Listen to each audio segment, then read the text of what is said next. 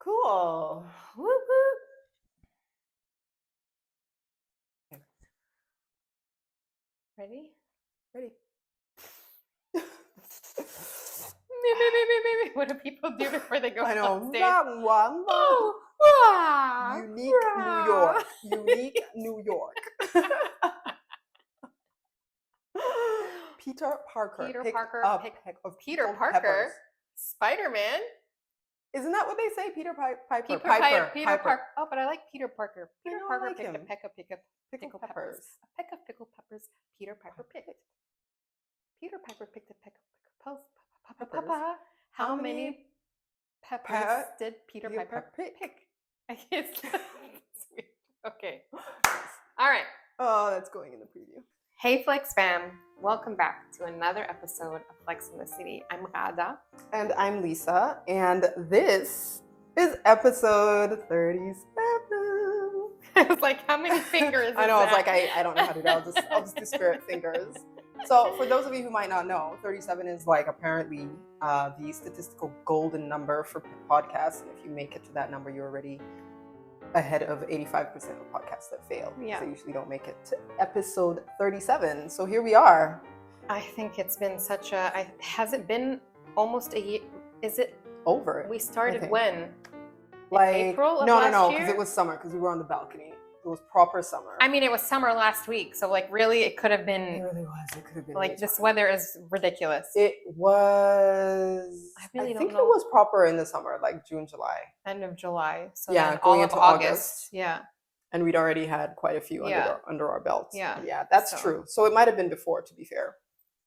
Weird. Anyway, here we are. A different look, a little bit. Guys, give us your feedback if you like it. We just kind of wanted to have something that was a little less distracting than like the whole sort of living room backdrop. And but we still have our happy little plant here. Should we? If you notice her from before. Should we tell them about what is coming up? I think so. I So- think you should tell them. So we have been in talks with a company here Mhm. that is really trying to bring TikTok into Germany. So Expand it. at least. expand it. It's already here, but to really kind of like expand more into the market.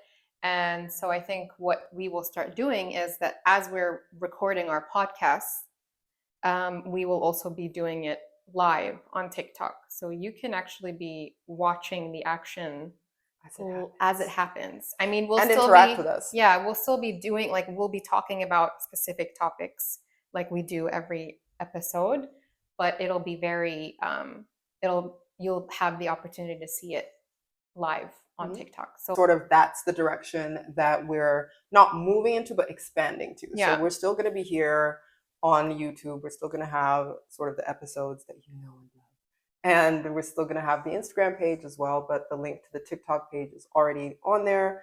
So definitely follow, show us some love. And wait to see more content on that platform as well. Look at us like being all like tech savvy and moving into the future. So Our kids would be like, oh, you guys are such losers. you're so behind. That's not even TikTok anymore. That's the thing. I know, it's probably got like a different, there's something a whole else. different. I don't know. I found out yesterday there's Snapchat AI. I didn't even know. Oh God. Yeah. I was talking to a 16-year-old. Like if we haven't figured out TikTok, like Snapchat is completely. I won't even touch that. I won't even open it No. because apparently I heard people post on accident on there, and as soon as I found that out, I said delete app because I don't know like what people can see and what people can't. Yeah. That just freaks me out. So I'm Anyway. okay with leaving Snapchat to the youngins. Like just all yours. It's all yours, really. All yours. Um, But here we are. What are we talking about today? I think so. I've been reading a book called Fast Like a Girl by Dr. Mindy Peltz. I don't know if I'm saying her last name right. And it just got me thinking about this whole this conversation about wellness and how women have really been left out of the conversation. So the reason that she created this book is because if you think about it, people have been pushing this whole idea of intermittent fasting for a while now. But what they fail to mention is that for women, we have to fast differently depending on our hormonal cycle. Of course. And so then that got me thinking about everything else, like even, you know, the way that they push for these, Your hair from oh, the way that the fitness industry might push for certain like exercises like HIIT, like for women, we have to be paying attention to our cycle and when we should be doing those type of movements, those type of right, exercises, right. or when we should be doing something a little more relaxed like Pilates or yoga. Not that Pilates is I relaxing, to was be like, quite ooh. honest. I think I'm thinking more like yoga or Yeah, like going for a yeah, walk right. versus Or active rest. yeah, depending on where we are in our cycle.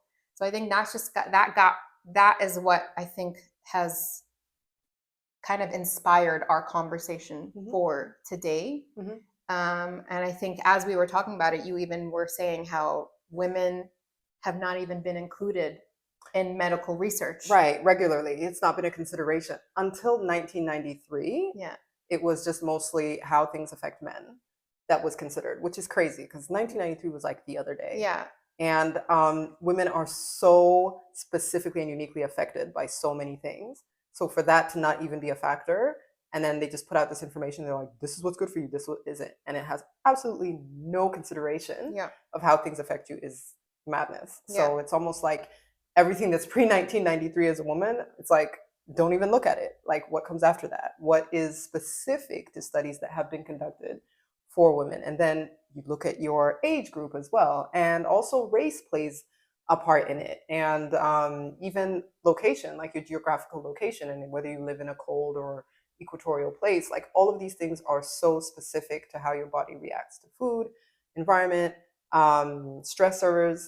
And so just really understanding the not just the research, which we've talked about, do your research, but understanding the context of the research or the information that you're being given. Yeah. Yeah.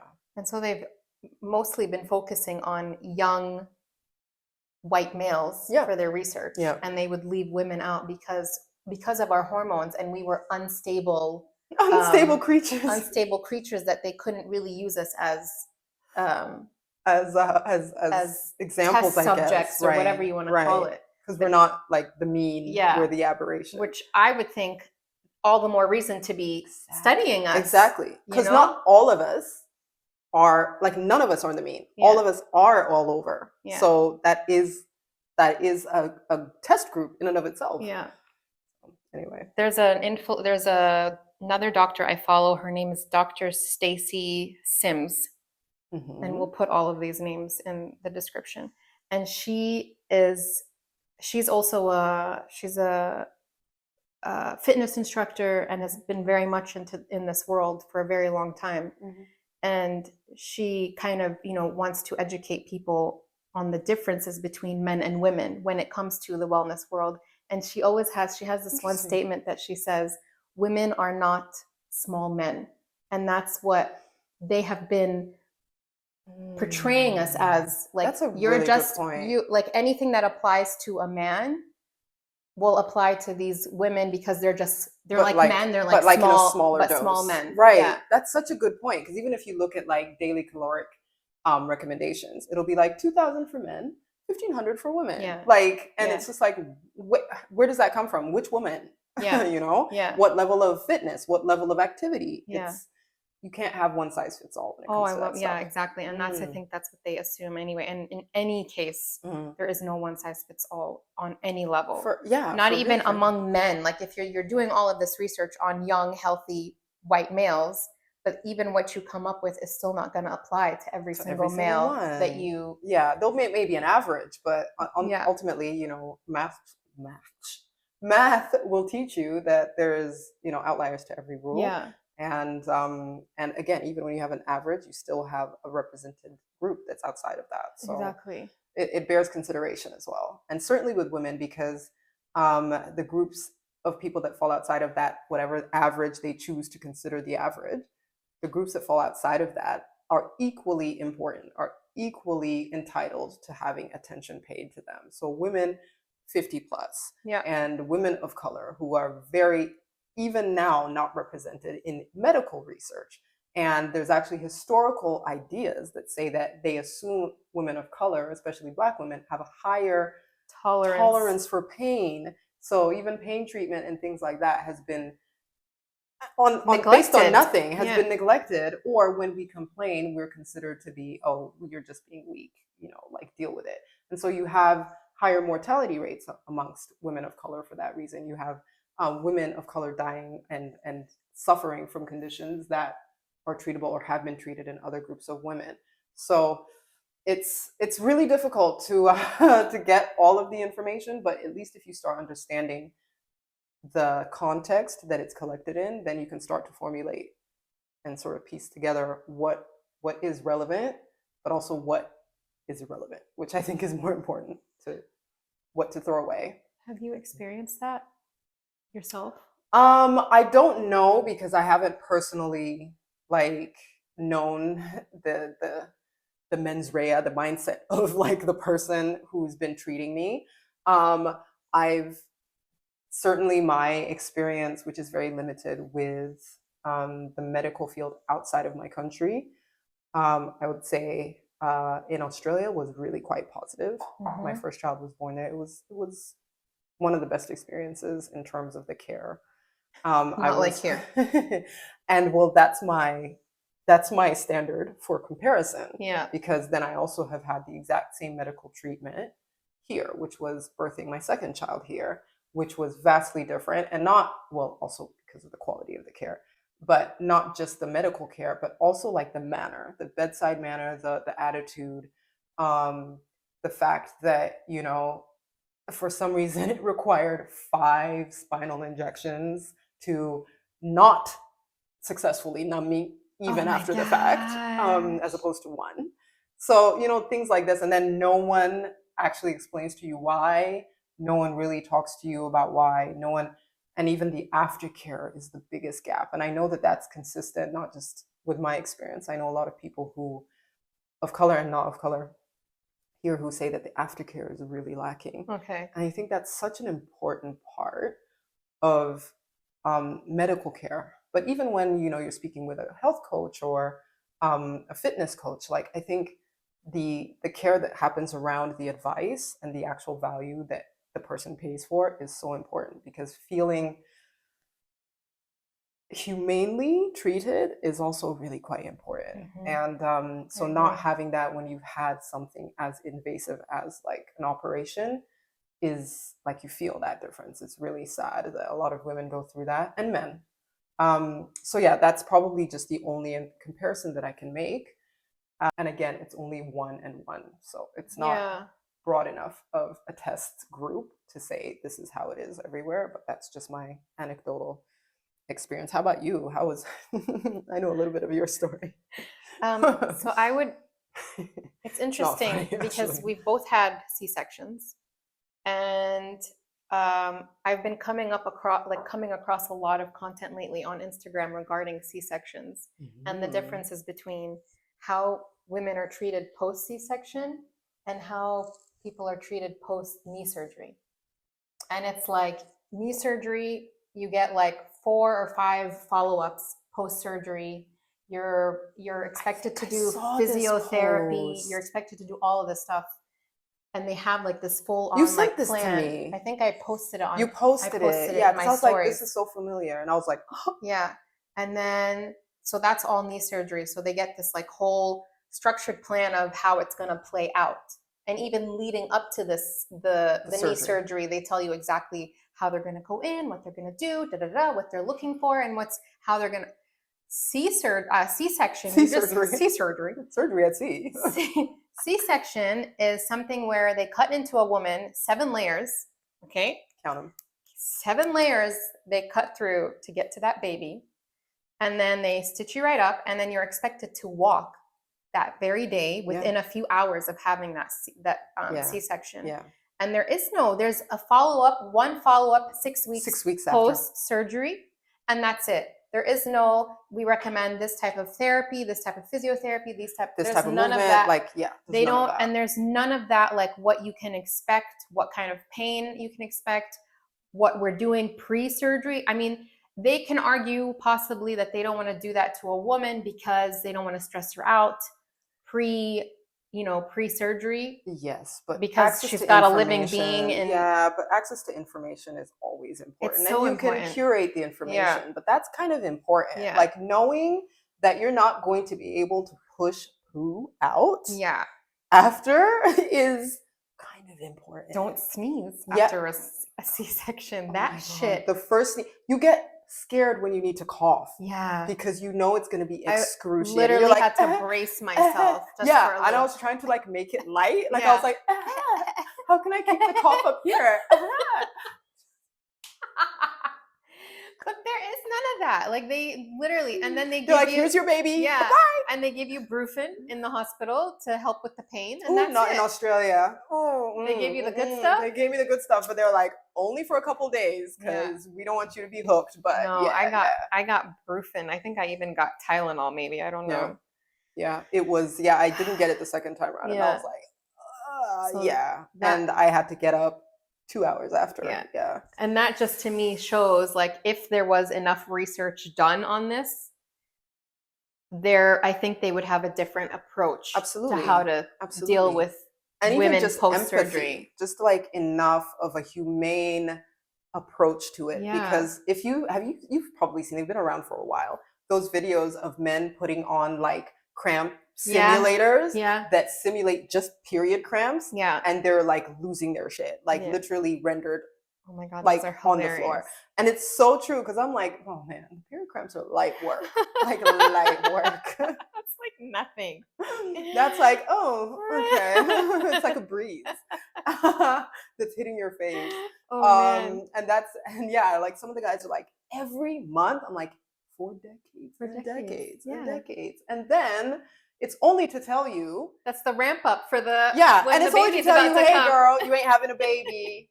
Like, play on. You know what I mean? And I'm like, it didn't need to be that extra. No. But that's what it happens. But it is actually a ramp up because if you've never had period cramps, you're screwed.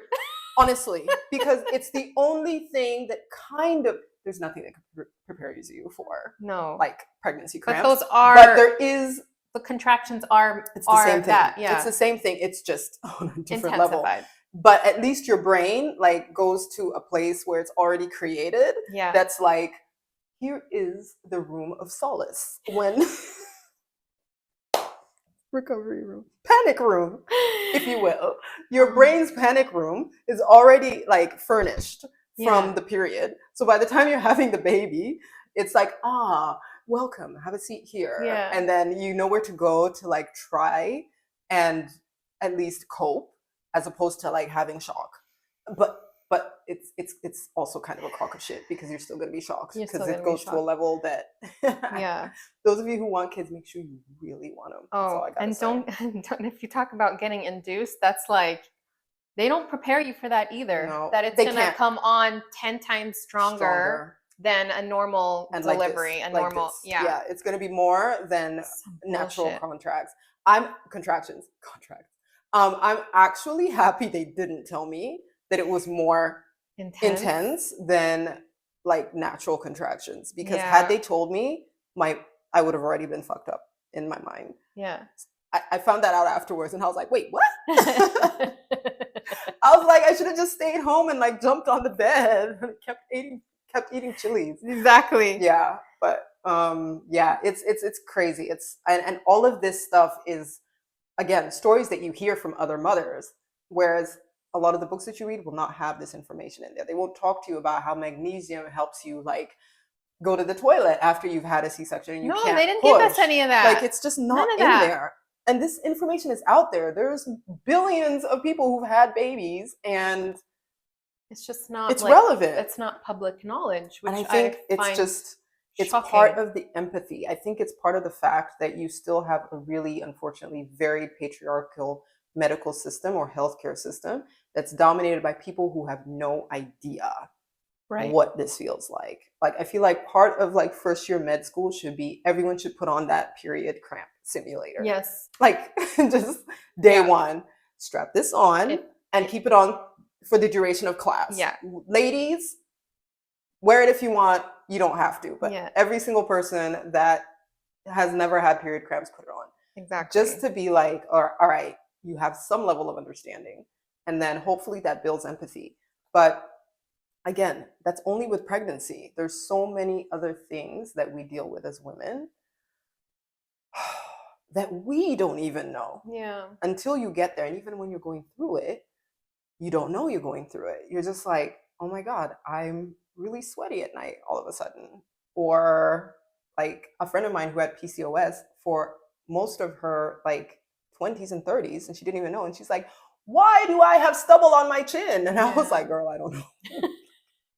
I don't know. But, you know, we live in an age of very advanced technology for hair removal. So like, you don't have a problem, but I don't know what to tell you. And I didn't.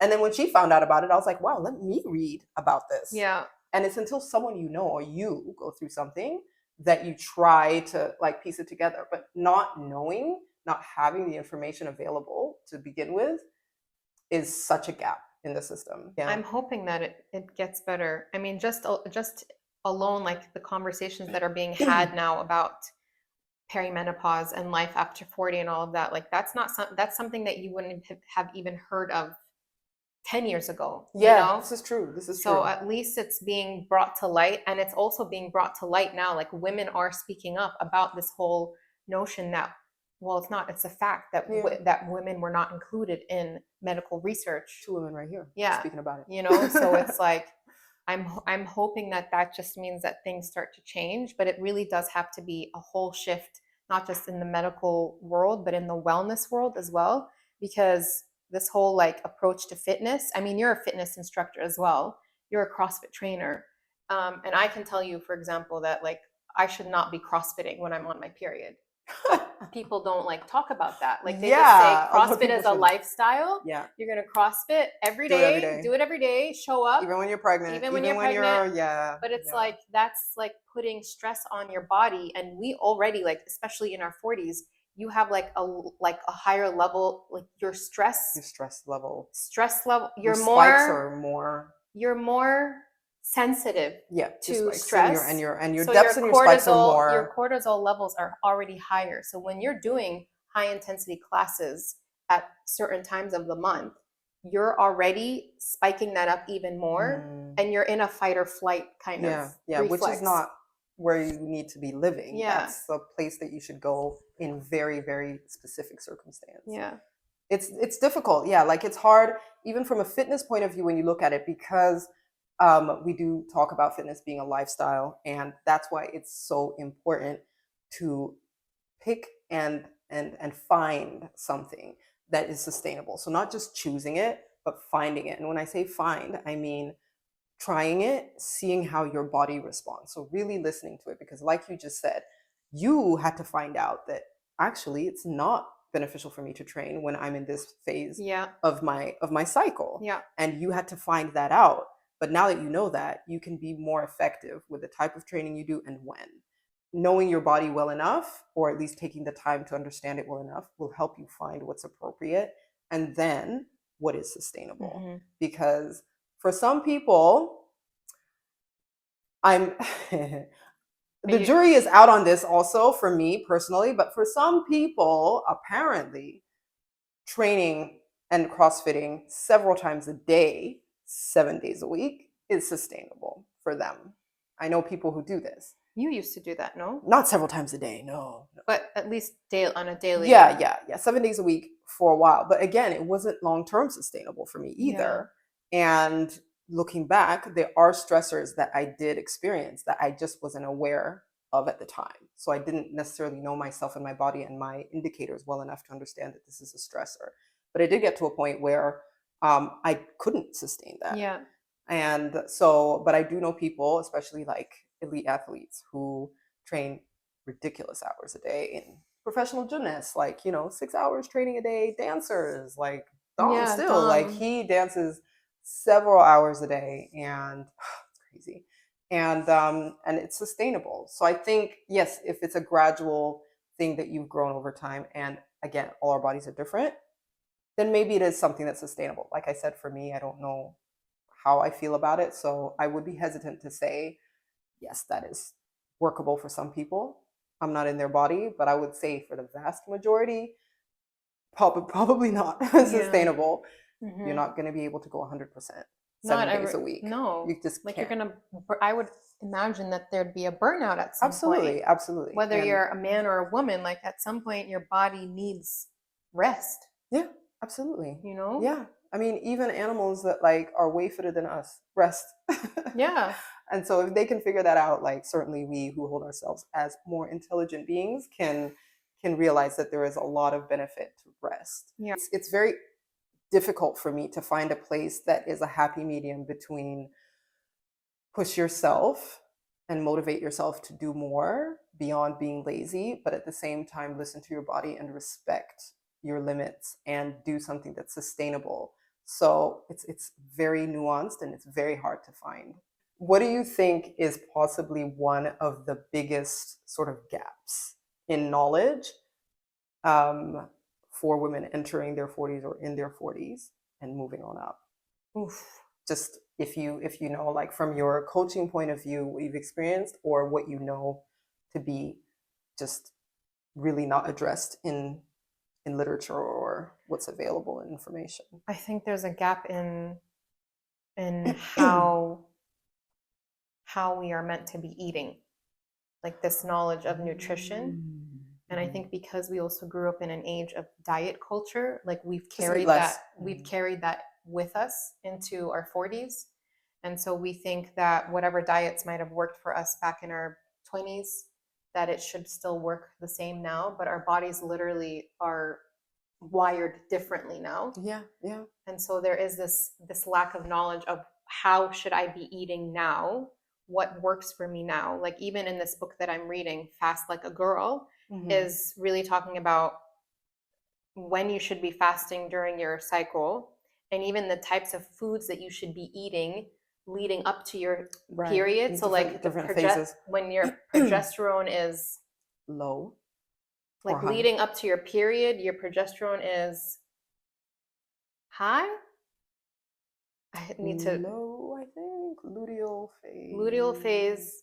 I don't remember. One of your hormones is low. One of your hormones the other one low, is but leading up to your period, you technically should be carbing up. Like your body actually craves carbs and you should listen to it. I think a lot of us know that. Yeah. And then during your period, and then like the first half of your cycle is when you should not be carbing up. Like you should be eating more protein and lots of getting your nutrients from your fruits and vegetables, but not carbing up. Right. And I think people are lacking in that knowledge of when and what to be eating. I clearly am. I don't even know which hormone is high when in your cycle you should be eating. This is all stuff that I'm learning in this book. And I am going to start a hormone course. So hopefully by then I'll have more. We will have all of the info here, guys. Yeah, no, amazing. But there is, it's so relevant. And I think that's what's lacking for us right now. And that's a lot of nutrition has been based off of what works for men. So they are pushing intermittent fasting. So that's, eating during an 8 to 10 hour window and then fasting for up to, I think it's like 13 to 16 hours. Yeah. There's different versions of it depending on how long you want to fast for. Yeah. But yeah, there's different versions. Keto, same thing. Very, very male body based. Same with high protein. Paleo as well. Very highly based on a male sort of model of eating and dieting and like protein need. So it's really not taken into account female hormonal changes, but also female needs, because it's just like eat like this all the time. But we're not the same all the time. No.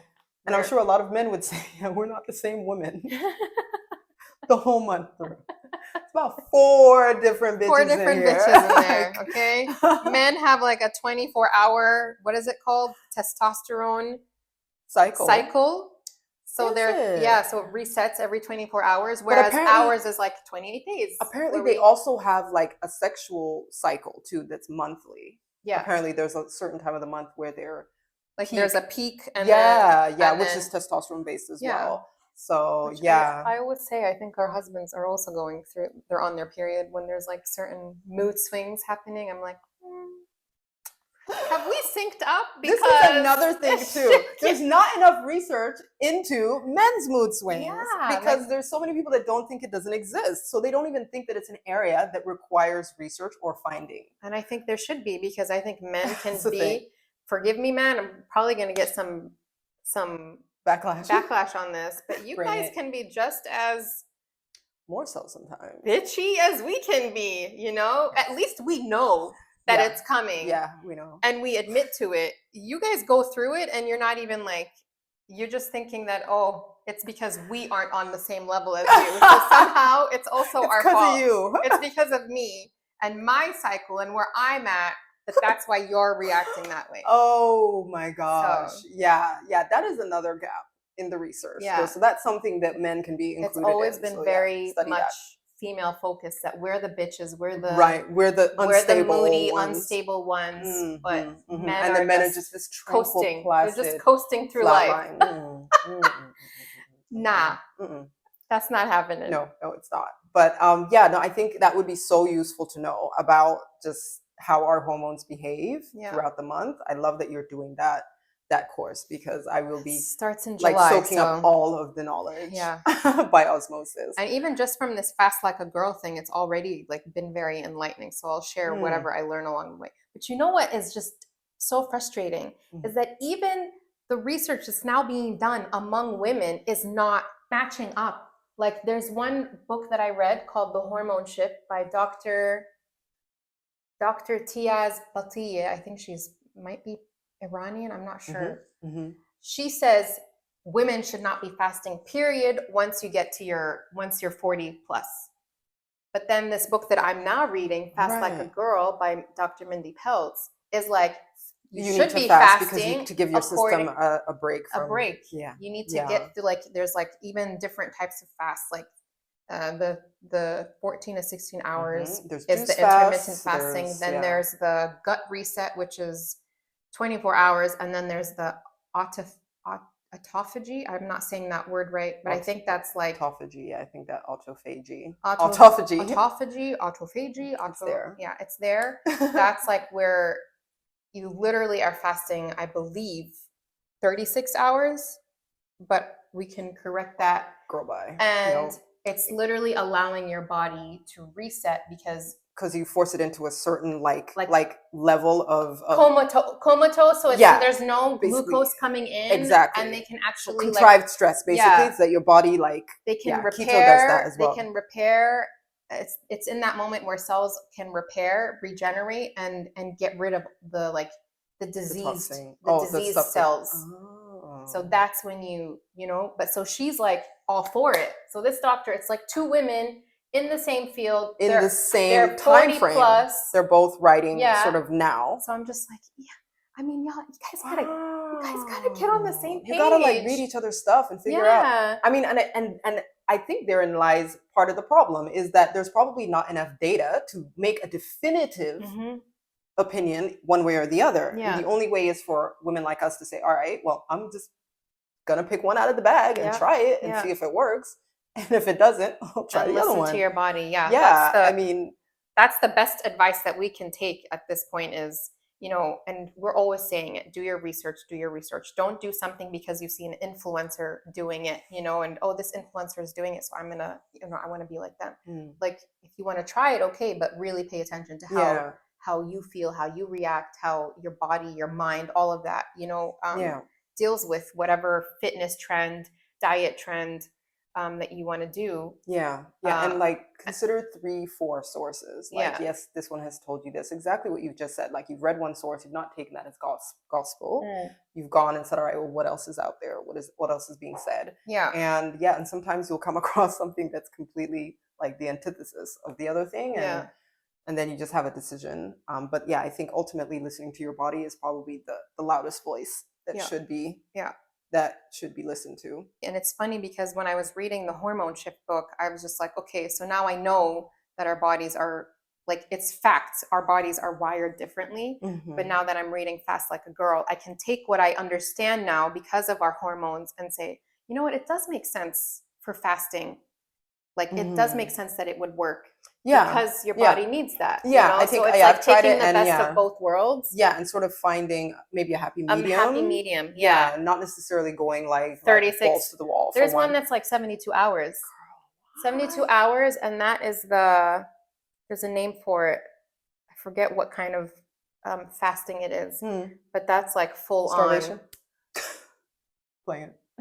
That one I think is supposed to kickstart your fat loss because it's like in that. Yeah, you get to a point where your body's like, all right, I'm just gonna start eating myself. And it was like, oh, and you get so much clarity and you get all this, and I was like, 72 hours. It gave me anxiety. So like, it's just water. it's just Obviously water. You have to. No, there's because she makes a different, like she actually will say a water fast. Give you anxiety.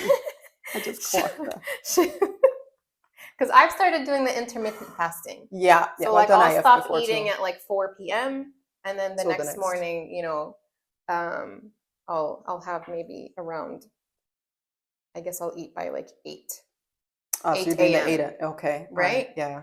But that's like every time she talks about, you know, once you do this regularly, you'll build up to this 36-hour and then the 72-hour. But she'll make a like. How does old girl look? Who's saying this? That's always a good indicator. I need to actually. I forget what she. Oh shit. I forget what she looks like. But she'll mention water fast and then she'll mention just this fast. So I don't know if that means like you're doing liquid. I haven't gotten to that part yet. If you're doing like broths. Right. And you're obviously, I'm sure you're doing like teas and whatever. Like I don't do juices anyway. So that would be, I wouldn't do that because it's just too much sugar. But yeah, unless it was like celery juice. If it's ginger, celery, and beetroot is always good. Celery is good because you need the roughage. Because not to mention it again, but you need to poop, especially if you're detoxing. Like that's the like direct exit to detox. So but I totally understand the limitation of fructose. Yeah, that's interesting to know that like 72 hours. Can you survive without water? No, you'd have to drink water. You have to. Yeah. So no, you are drinking water, but I don't know if you're doing it like as a liquid diet. So you're doing broths and stuff, or you're literally just doing water. That's what I haven't gotten to that part yet. Okay. So by next week, maybe I'll have like definitely figured that report part back. out. I would like to know. Because she talks about there's a lot of research that's been done where, and it's very male focused, but it'll be like men were fasting for 72 hours purely on water, nothing else, like no teas, no broths, no nothing. And then she'll bring in, like she'll talk about fasting in a different light. So that's where I'm thinking, like towards the end of the book, there's like a whole like 30-day reset where it shows you what you should be doing. Right. All right. So it's got like a guide as well. Yeah. So would you try it? 72 Not 72 hours. 36. I think max I could do 24. I think I could do 24. 24 I could do. I've done that, but my stomach's already grumbling thinking about it. That's my problem is like I think about food a lot. Like I might not necessarily like really want it, but I'd be like, I could eat now. Yeah. Like, you know. What I have started doing, and it's something that I think is very important, is that I make sure that I'm eating, when I do eat, that I've waited at least 4 hours, because your body needs that time to, after you eat, to like reset. So 4 hours. So I try not to like constantly no snacking, nothing. because I feel like your body needs to just give me time. Give me time to like do my thing. Exactly. But when you're constantly putting something in it, like it's just always in overdrive. Right. So I have started doing that, but I don't know. I mean, have you felt a difference with sort of the digestive aspect of it, or not really yet? I mean, I guess you have to do it. I think I have to do it for a bit longer. For a little longer to really start feeling kind of the effects of it. So this is something that I'll, we'll follow along. You can follow along on this journey with me, and I'll see how it works. But I'll definitely follow along. Yeah. Traditional ways and phrases of how we refer to the ability of women, or even the inclusion of women. Like, what do you think, if any, has changed in that aspect, or what needs to change in regards to how we speak about the involvement of women? So we can already, like, if we want, for starters, we can talk about the usual statements that we might have heard growing up, right? So like, oh, you throw like a girl. Oh, you kick like a girl. Oh, you scream like a girl. And that's not usually, those are statements that may not necessarily be used just for girls. Like if a boy throws like a girl. Like they'll say, "Oh, you throw Oh, like a girl." absolutely. Yeah. You know, Yeah. like I've heard my own boys where if one kid May have screams, they'll be like, "Oh, you scream like a girl," and I'm Yeah. like, "What does that Why even? is What that does a that bad even thing? mean? And why is that a bad thing? And what is It's notification of it's danger. It's a necessary skill. danger? Scream.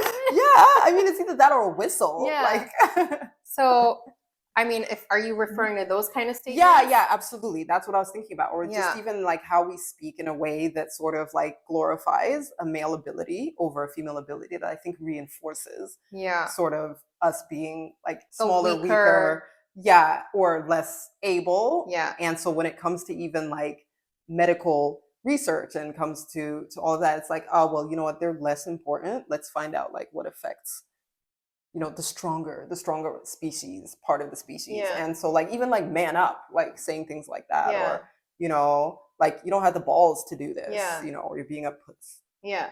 You know, like it's all this language that we've developed that I think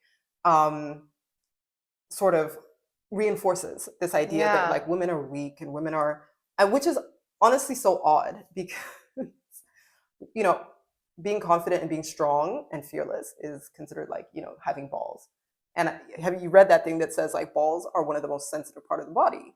And yet That's so true. being called a man with PUSSY Yeah. is considered being fearful. Yet that is one of the strongest, most malleable parts of the body, literally muscles that can push out like life. And I'm Literal like, so life. like we should actually be happy Yeah. to be called one. I know that's not going to change.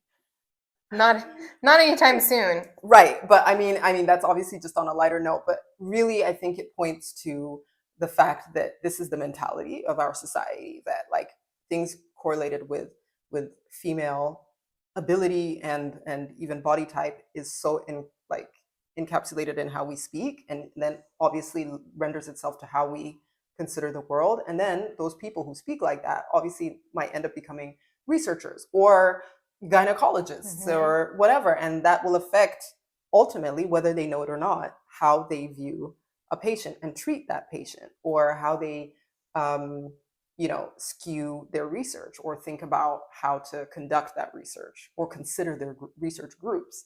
Yeah, the language is so important, and that actually hasn't changed. Have you find like this, the kids say the same shit that we said when we were kids, or heard and may have said when we were kids. Have you seen that advertisement? I forget what it was for, but it basically it's got a group of kids that are maybe 10 to 12 years old, maybe even older. And I believe they were asking girls. I don't remember if they were asking boys, but they'd be like, show me what it looks like to throw like a girl. And so they all would like, even the girls would be like, you know, like they would. Right, because they're conditioned as well. And then they'd ask like a group of 5 or 6 year olds, show me what it looks like to run like a girl. And the girl's just like running, just running. So show me what it looks like to throw like a girl. And she just picks up a ball and she throws it. You know, there is no like, they haven't been conditioned already to feel like that they are the weaker race, right, and that how they're throwing it has to be weaker or less, or it's not the right way to capable. throw, or right, yeah, you know. So I think that was crazy. just shows how in that small time frame, so if you're talking like 5 to 6 years old to 11 or 12, like in that time, how they completely shift. And it's not just the boys that are using that language, it's the girls that are using that language as well. Right, because even when you look at the systems of research, the systems of medical care, there's a lot of women involved in it too. And so there's a lot of women who are perpetuating the same like sort of like ideals that we live in. Ideas I should say, not ideals, but and so the same sort of socialization and, like you said, that conditioning, it hits us too as women. I think it also lends itself to something you mentioned in the last episode, which was when you were talking about your toe getting broken. By the way, how is it? It's getting better. Sorry. My toe, the toe that's broken, is no longer black and blue. The rest of his friends are like, we want to join the party. Like, let's, you know. Oh, so it's just a whole rainbow. It looks like a happy Pride Month. It basically looks like on your cadaver's foot. Like I sent a picture of my of my foot to my family, and they're like, "That looks like a dead body's foot." Oh my Actually, God. and my husband said that too. I'm like, "Thanks, Socks baby." on, please. Socks on. I've not seen, I will not like. but I'm wishing you the best. Thank you. But yeah, so we'll get pedicures in a couple weeks. 2 weeks. 2 weeks. 2 weeks. Oh Lord. What were you asking? I was gonna say, you mentioned it a while ago when you were talking about how you got the injury, and you were saying like just this intimidation of like how there's like, and it's not officially the men's section, but the weight section is kind of considered the men's section, and it's so intimidating and so sort of like exclusive to an unspoken extent that gyms have literally gone to the extent of creating a women-only section, which has duplicated weights, but everything is always smaller. And like I think in most of I've not really gone into the women's sections, but I've seen that I think like the largest dumbbell you'll find in there is maybe like a 10-kilo dumbbell. And so there's just this assumption that women don't need the big weights, women don't need the proper barbells, women don't need like, you know, a lot of the equipment that's available in the men's section. And so it's kind of twofold. It's like women are weaker, let's perpetuate that. Oh, but we've given you like your space. Here's your little like cutesy weights. But also it's the like this belief that there's like an acceptance of that weakness. Like it's like, let's kind of like get you out of the way, you know, and it's couched or like decorated in a way of like, we did this for you, you know? So it's like a double patronization, because it's like, here's your little weights. You're welcome. Have fun. Like, you know what I mean? And we're supposed to go be like, crazy. Oh my God, thanks. You know what I mean? It's you're so right. It's almost kind of like this, where it's like, okay, we're great, we have a space, but like no one ever said that this was a men only space. No. Why don't you just extend the rack and have a bigger selection of weights going from higher to a bit lower, or, you know, create like an area where more people can train? Because really the biggest problem with that men's section is there's just not enough space. And so if you just make the area bigger, like instead of adding that extra ladies room, just use extend that just extend it. And then like you just have one rack and you just have more weights on it. Like it's not a big deal. And I think it's also, you know, almost the idea that like we don't even want to see women sort of doing that stuff. Like, you guys don't know what you're doing, but that's cute. Go do it over there, like out of sight, and feel better about doing it in an environment where you don't have to be seen. So I feel like that is also just kind of doubling down on something that's already a problem, and then sort of turning it around or marketing it in a way that like makes us want to be like, thanks, you know? And then it gives them sort of carte blanche to be like, now we have our men's section, like out of our way. But I'm like, nah, let's go into that section and make them uncomfortable. Like, let's do that. Let's like do the bicep curls next to the guy that is struggling or whose form is trash. And you know. I literally was just about to say, I need to grow some cojones and go into that. Like even my own language. Me too. I say it all the time. Do you remember that place on campus called C.O. Jones, the Mexican place? Yes. I just remembered it right now, and I said cojones. And I was like, why am I seeing a sign? And I was like, C.O. Jones. And I was like, oh my God, it's cojones.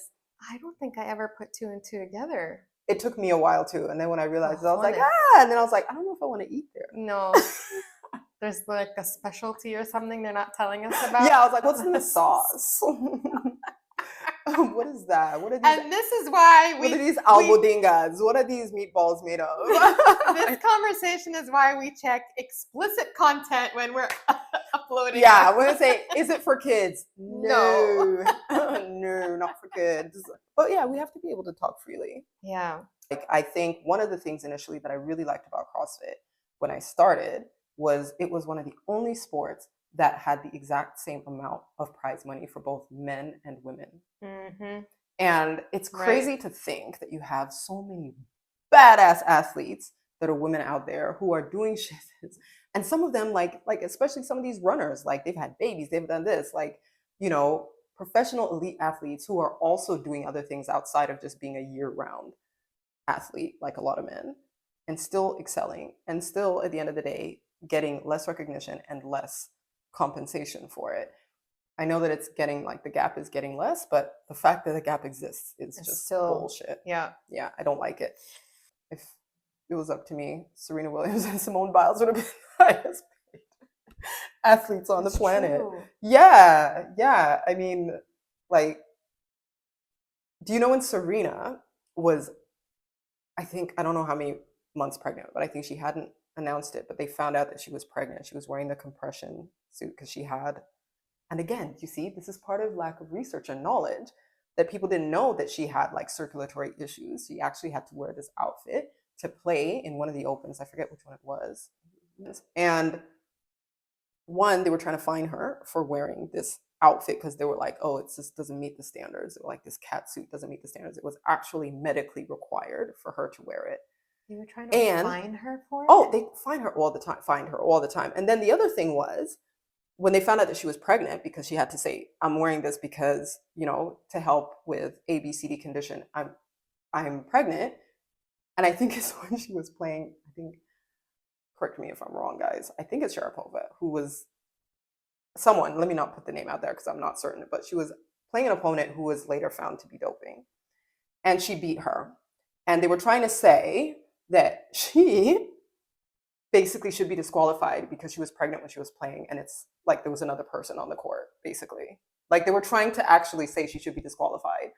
You're You're like, bullshitting me right now. Dead ass serious. And so, of course, there's a lot of factors in there that are obvious as to why. Yeah. But just the fact that like the things that she was overcoming to be there were now twisted and used as like a reason to disqualify this woman who was actually playing through things that are drawbacks.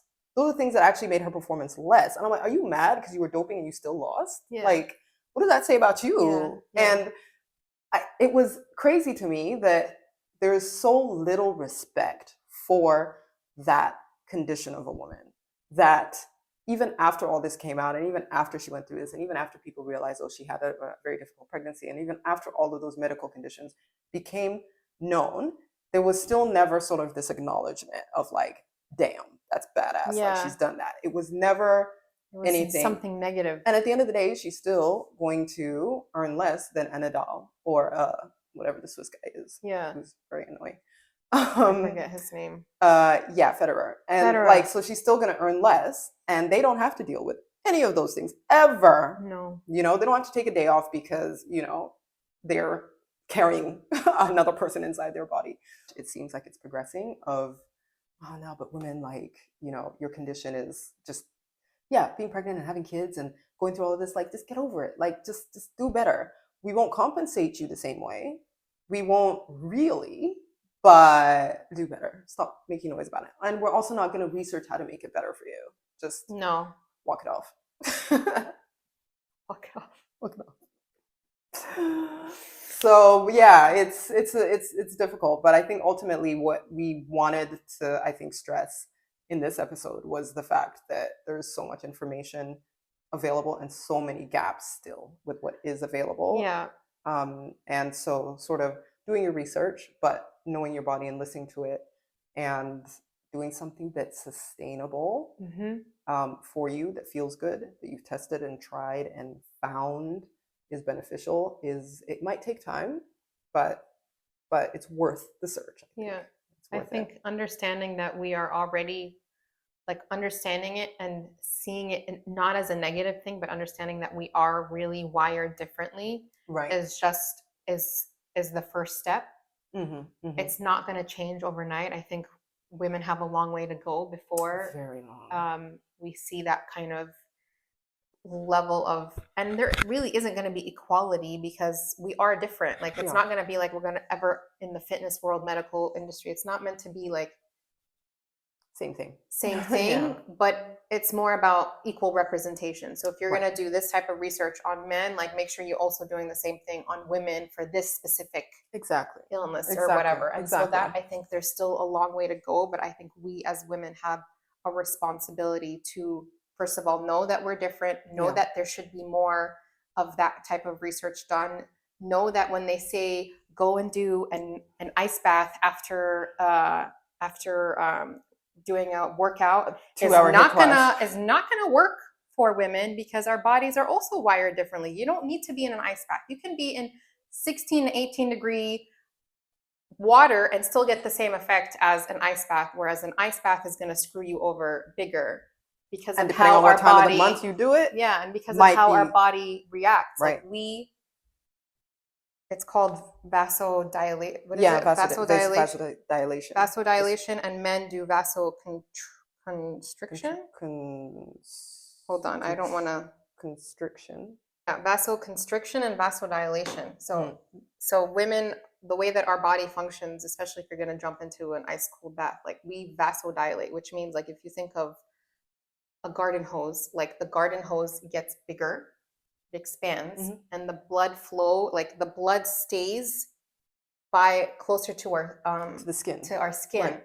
So when we get into that ice bath, like we literally feel it, like, and we feel like we're dying, like and we're says, being like in your bones. yeah, it's almost. in your bones. Whereas for men, they vasoconstrict, so it immediately protects their important organs, and so the blood flows to the organs, and they can be chilling in there. Yeah, like, they looking all right. Okay, so they're the men who warm look on like they're dying in there warm are on just the really inside. weak. Yeah, they're warm on the inside, but you know, Just cold to the touch on the Yeah. outside, but they're good. they're good. So that's why we need to be doing like saunas. Like we need to saunas. I said it. Very German. Yeah, sauna. Saunas. Sauna. Because we do better in heat. But so Right. it's just kind of like learning a little more about what works for you as a woman. Like That's a great example too, You know? because like you see ice baths everywhere, and it's like everywhere. blah blah blah blah, it's the best. And Yeah. so you might just be like, oh well, everyone's doing it, so it must be fine. Let me try it. Yeah. And then like one little tiny bit of research will tell you actually maybe not the best thing for you. Yeah. And again, we don't need to be in ice baths. We can be in slightly warmer temperatures and still get And that still get the same effect. You know, if we want to, Very for interesting. muscle recovery and all that.